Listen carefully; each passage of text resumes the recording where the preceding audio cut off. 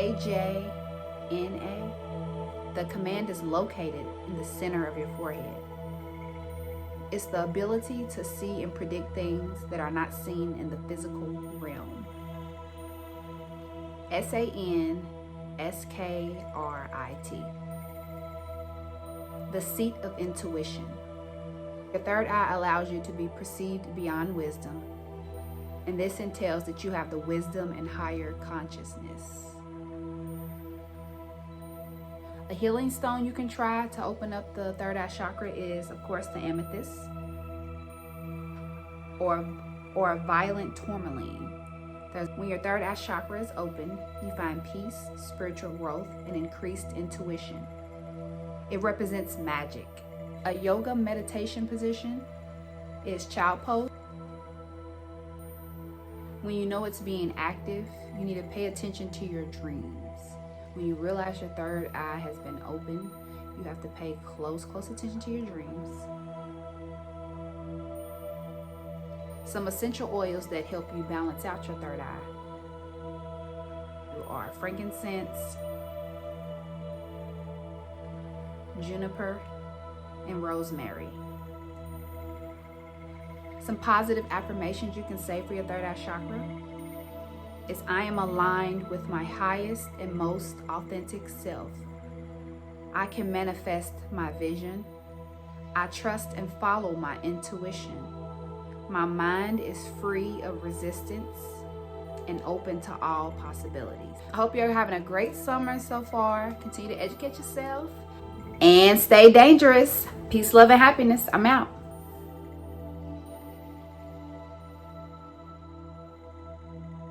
CDC will be holding an emergency meeting of its advisors next week. They will discuss reports of a rare heart issue cropping up in young people following COVID vaccinations. Here's what you need to know. The rare condition is called myocarditis. It's an inflammation of the heart muscle, usually caused by a virus. With myocarditis, the heart is not able to pump as efficiently as it should. I'm glad it's rare, but on the other hand, it's a very serious illness. The CDC has identified 226 reports of heart inflammation in adolescents and young adults following a Pfizer or Moderna COVID shot. It's a higher than expected rate. The problem occurred most commonly after the second dose and overwhelmingly in males.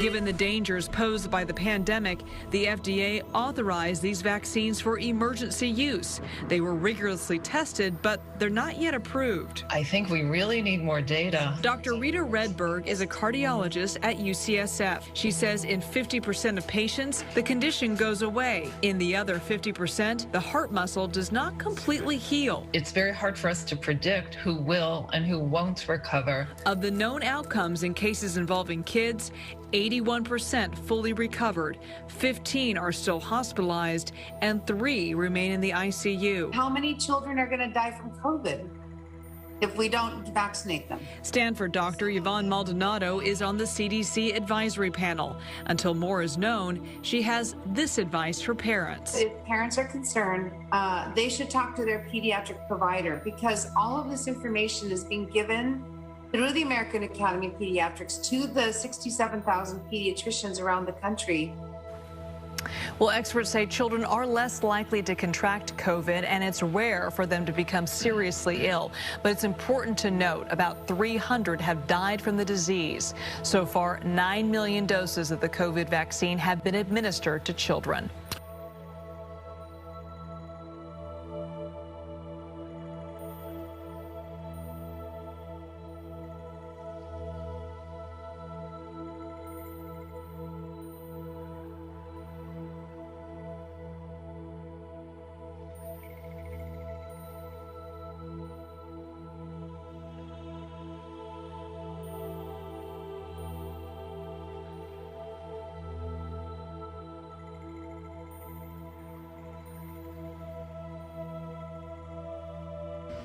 I do believe that the act of getting vaccinated is the very essence of what the Bible tells us when it says, love thy neighbor, right?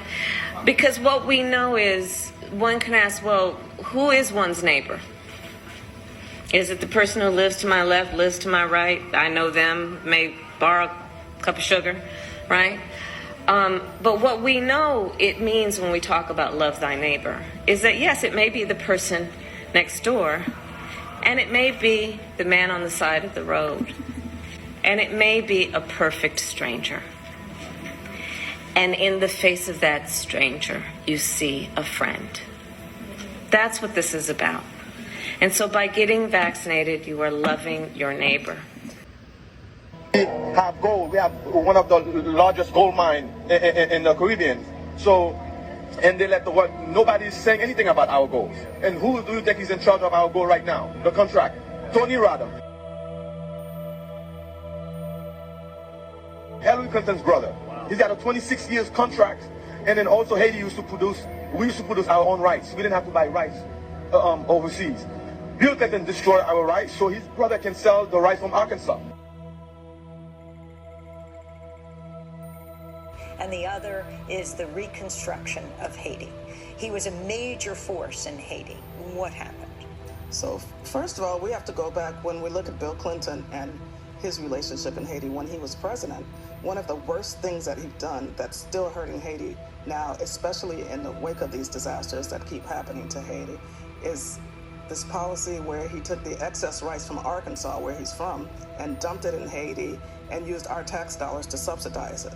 Up until this past recent year, there's legislation that keeps getting knocked off to reverse this policy, although he's apologized for it. Let's go to that apology. Yeah. Yes, in 2010, former President Clinton publicly apologized for forcing Haiti to drop tariffs on imported subsidized U.S. rice during his time in office. The policy wiped out Haitian rice farming, seriously damaging Haiti's ability to be self-sufficient. This is the president apologizing at a hearing before the Senate Foreign Relations Committee. At the time, he was the UN Special Envoy to Haiti. Since 1981, the United States has followed a policy until the last year or so we started rethinking it, that we rich countries that produce a lot of food should sell it to poor countries and relieve them of the burden of producing their own food. So thank goodness they can lead directly into the industrial era. It has not worked. It's maybe been good for some of my farmers in Arkansas, but it has not worked. It was a mistake. It was a mistake that I was a party to. I am not pointing the finger at anybody. I did that. I have to live every day with the consequences of the lost capacity to produce a rice crop in Haiti to feed those people. Yeah, wow. So they're doing a lot of things. Right now, if there's a millionaire or a billionaire, we have gold. We have one of the largest gold mines in the Caribbean. Fox acts friendly toward the lamb. And usually the fox is the one who ends up with the lamb chop on his plate. The wolf doesn't act friendly, and therefore the wolf has more difficulty in getting the lamb chopped in his plate. I'd like to point out, though, that I say that because it is usually if you study the structure of the Negro community, economically, politically, civically, psychologically, and otherwise, it's controlled by the white liberal, who usually poses as the friend of the Negro, who actually differs from the white conservative in the same way that the fox differs from the wolf. Their appetite is the same. Their motives are the same. It's only their mannerisms and methods that differ.